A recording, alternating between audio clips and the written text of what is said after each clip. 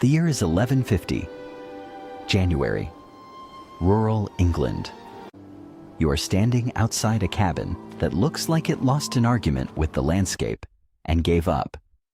The walls are mud. The roof appears to be made of dead grass. Smoke is coming from somewhere inside, but there is no chimney, which means either the building is on fire or you are missing something. There is frost on the thatch. There is frost on you. The door, if you can call it that, is a heavy cloth hanging over an opening so low you will have to duck to get through it, which already feels like the building is making a point. The family inside this cabin is warmer than you are.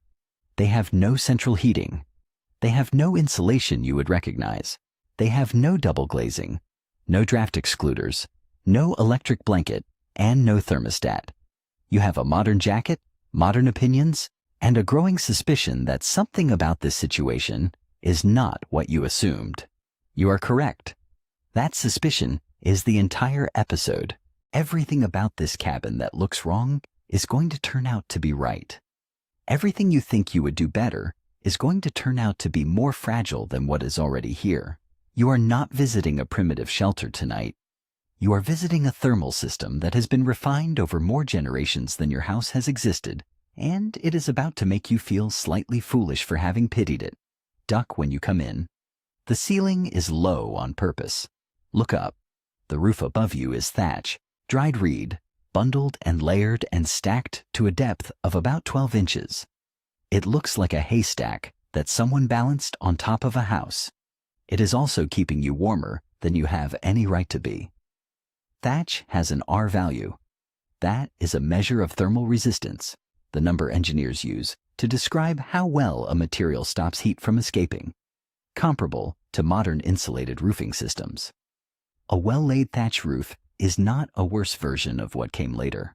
It is a high-performance insulation layer that has been in continuous use since the Neolithic period. That is the longest field trial in architectural history, and nobody has issued a recall. The people who eventually replaced it with clay tile did so because thatch burns and towns were packed tight enough that one fire could eat a street. That is a real problem, and the clay tile solved it. The clay tile is also a worse insulator. The towns got safer. The houses got colder. Nobody wrote that down as a trade-off because nobody was measuring warmth. They were measuring whether their neighbor's roof was on fire. Now look at the underside of the thatch above you. It is dark, stained. That is carbon. The smoke from the hearth below, the hearth that has no chimney, the smoke that is currently making your eyes water, rises into the thatch and deposits compounds that deter insects, inhibit rot, and functionally preserve the roofing material from below. The fire that heats the room is also maintaining the roof. Two systems running on one energy input. When the chimney was eventually invented, it removed the smoke. It also removed everything the smoke was doing. The thatch rotted faster. The insects returned. The roof that had been continuously fumigated for free now needed chemical treatment. Progress solved the smoke. Progress also created 4 new problems that the smoke had been solving quietly for centuries. And there is one more thing the thatch is doing tonight that you cannot see from inside. It is January. There is snow on the roof. That snow is not a problem. It is a seasonal upgrade.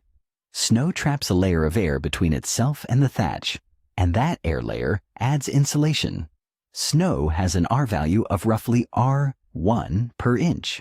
Your cabin is wearing a winter coat it put on by itself, and it will take it off in spring without being asked. The roof above you looks like dead grass. It is outperforming your assumptions, and it has been doing so since before your language existed. Now, look at the room you are standing in. Look at how small it is. The ceiling is so low that you hit your head coming in, and you are going to hit it again before the night is over. The windows, there are 2 of them, are barely larger than your hand, covered with oiled linen that lets in a gray smear of light and nothing else.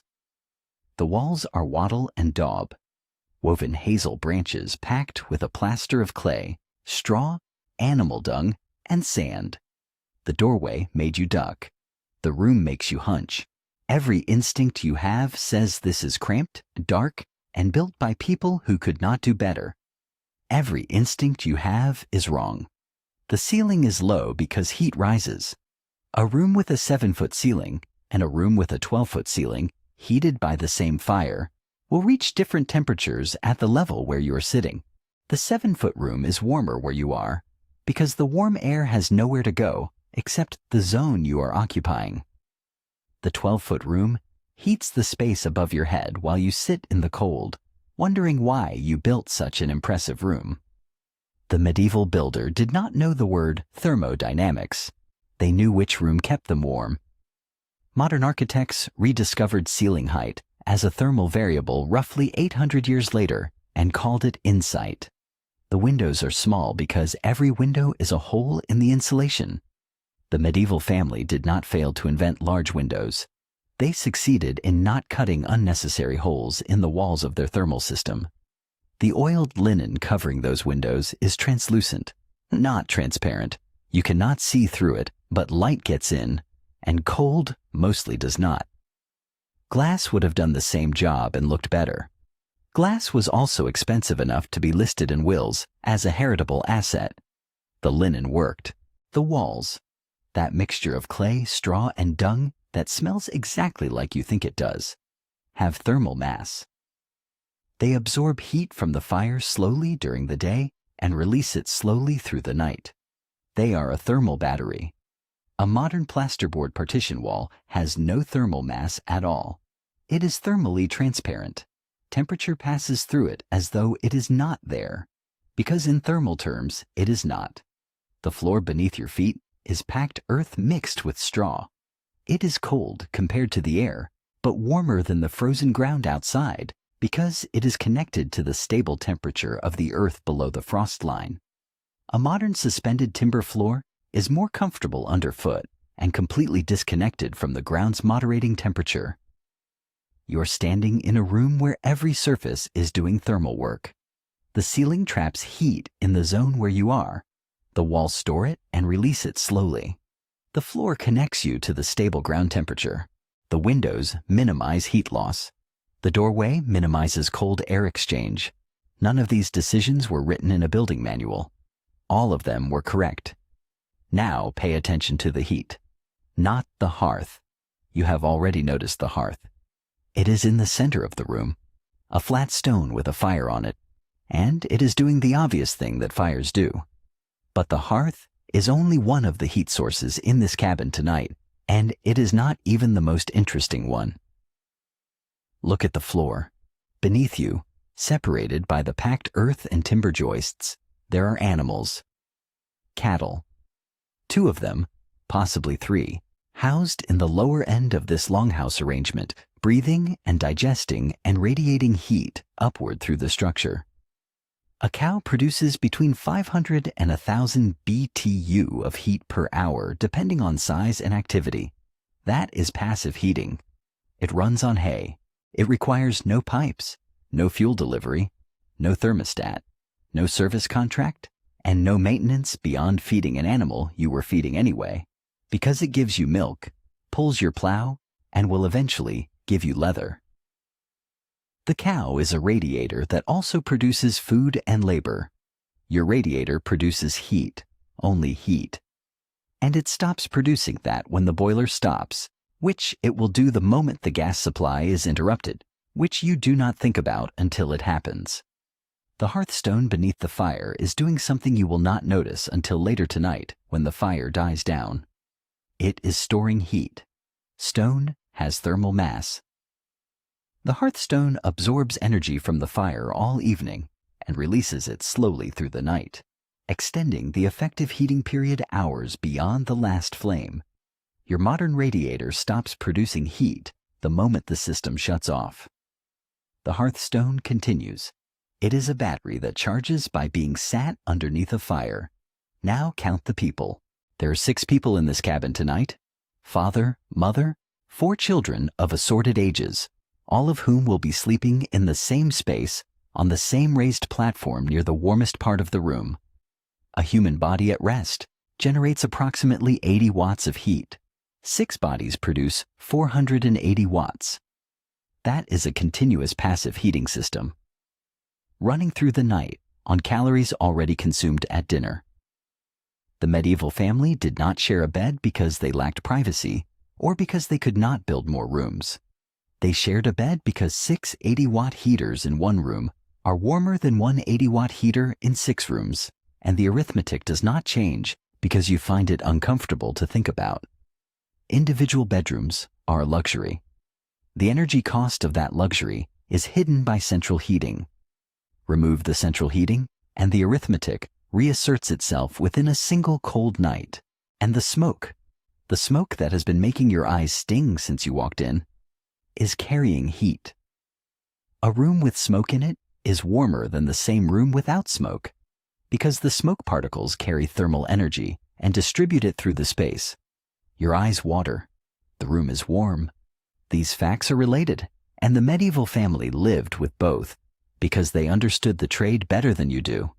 So, count the radiators in this cabin, the hearth, the hearthstone, the cattle below, the 6 sleeping bodies, the smoke, the thermal mass of the walls, 6 heat sources. Any one of them could fail, and the others would continue. Your house has a boiler, one source, one failure point, one cold morning. Now look at what they are eating, because the food in this cabin is not separate from the thermal system. It is part of it. The pig died on the 11th of November. Martinmas, not because of tradition, not because of a saint's day, but because winter feed was insufficient for all the livestock, and the pig converted kitchen scraps to stored protein more efficiently than any other animal on the holding. The timing was not ceremonial.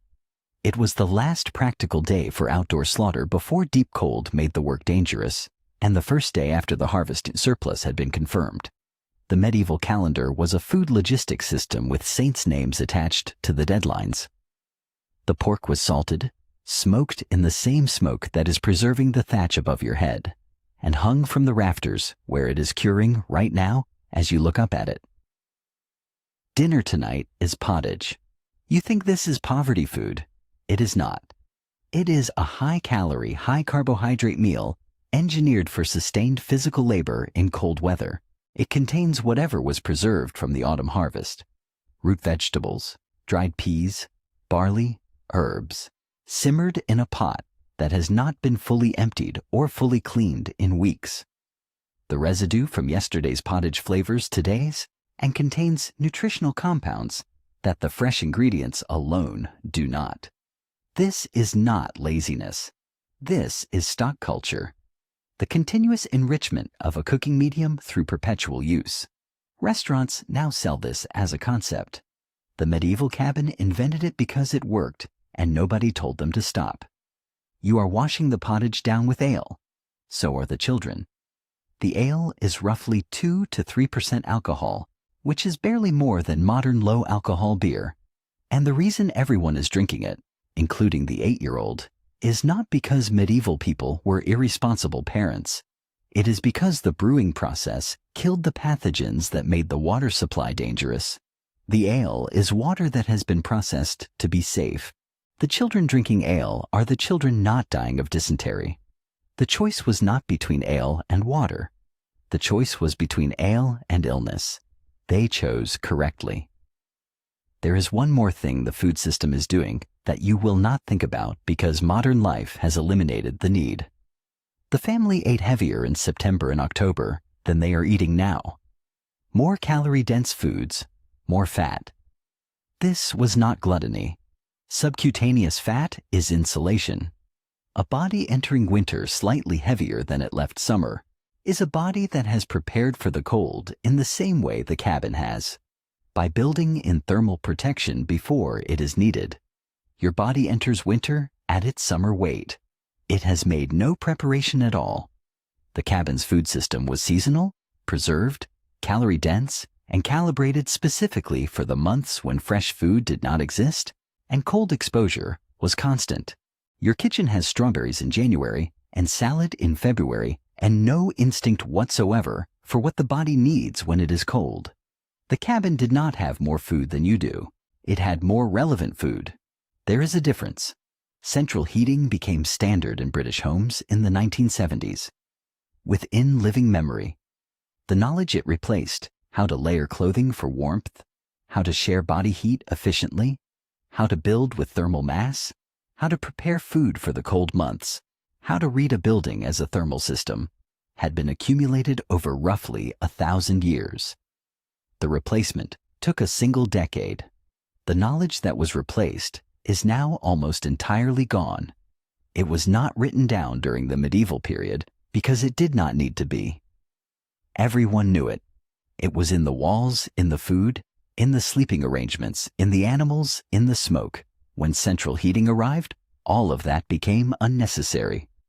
And unnecessary knowledge does not survive. It is not preserved. It is not archived. It is forgotten. A well-insulated modern house loses heat to the point of dangerous indoor temperature within 24 to 48 hours of a heating system failure in a severe winter. The cabin you are sitting in tonight, thermal mass walls, animal heat, thatch insulation, communal sleeping, a hearthstone slowly releasing stored warmth, would degrade toward ambient temperature over days, not hours. The cabin does not fail quickly. Your house, without its infrastructure, does. The average British household currently holds roughly 3 days of food. This cabin, at Martinmas, held several months of preserved food, salted pork, dried fish, fermented vegetables, grain, ale. This is not evidence that medieval life was better. It is evidence that the preparation model was completely replaced rather than gradually improved. We did not build on what the cabin knew. We discarded it and installed a boiler, cold acclimatization, the physiological process by which regular cold exposure increases brown fat activity, improves peripheral circulation, and lowers the temperature at which you begin to shiver, was a default property of every person who lived in this cabin. They were not comfortable in the cold. They were functional in it. Their bodies had adapted because their bodies had no choice. Your body has not adapted because your thermostat removed the need. The temperature that would have been mildly unpleasant for the family in this cabin is the temperature that is medically dangerous for you. Same cold, different bodies. The difference is not genetic, it is architectural. We replaced the cabin's cold system, not because it failed, but because we found something more comfortable. The comfort is real. The fragility is also real. We got the comfort. We gave up the robustness, and we did not notice the trade until the first extended power cut of winter, at which point the cabin's knowledge became briefly, desperately relevant again to people who no longer had it. The cabin had no central heating, no insulation you would recognize, no chimney, and a cow in the basement. The ceiling was too low. The windows were too small. The smoke made your eyes water. The food was the same thing it was yesterday. 6 people slept in one room. Every single one of those things was doing a job. The thatch knew. The ceiling height knew. The hearthstone knew. The cow knew. You are only just catching up. Your house is more comfortable. The cabin was more honest about what winter actually requires. You can feel the draft now, can't you? Good.